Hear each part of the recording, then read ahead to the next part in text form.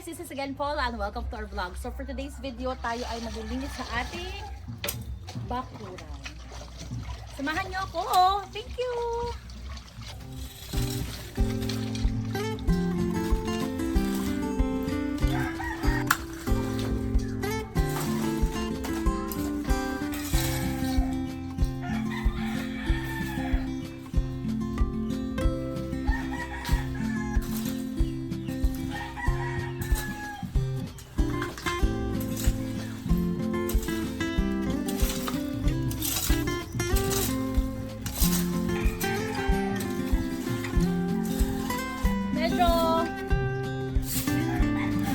Next na kami nag-umpisa. Siyempre, kailangan muna unahan yung kabilang bahay bago dumating dito or bago pumunta dito.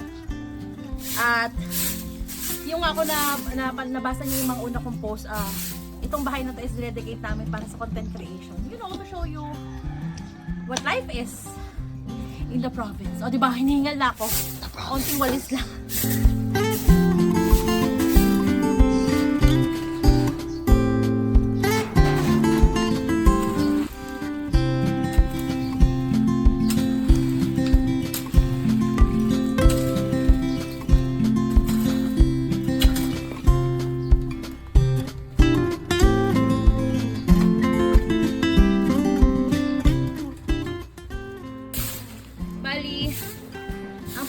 Is gawa ng garden to pagdating ng panahon, pero kung makikita nyo,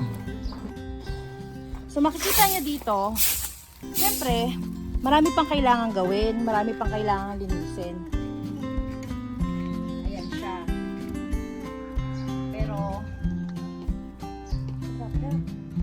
pero pagdating ng panahon, ang pinaka-goal namin is makapagtanim kami dito. Ngayon, isa sa mga worry ko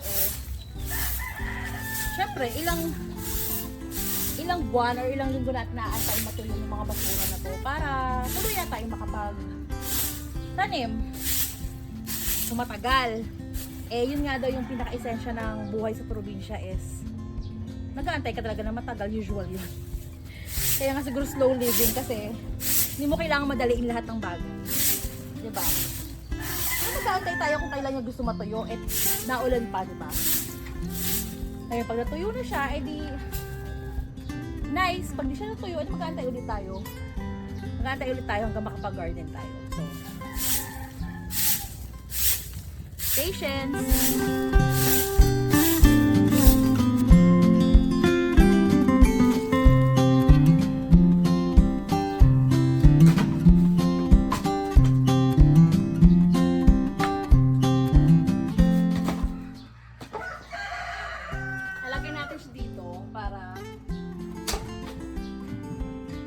Lugar na lang at hindi na maraming location yung mga kahoy at diba, pupuntos sila ng labok.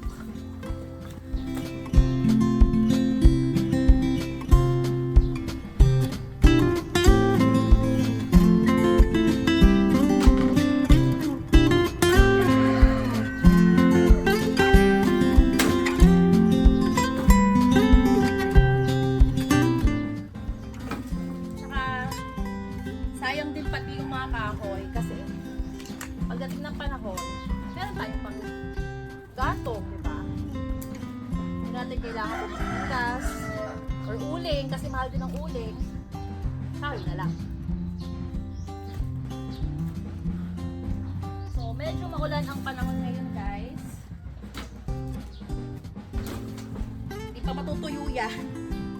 Tulad na sinabi ko kanina, magtsatsaga tayo mag-antay matuyo sila para maging panggatong pagdating ng panahon. Sa ngayon, tayo muna ay maglilinis. Okay?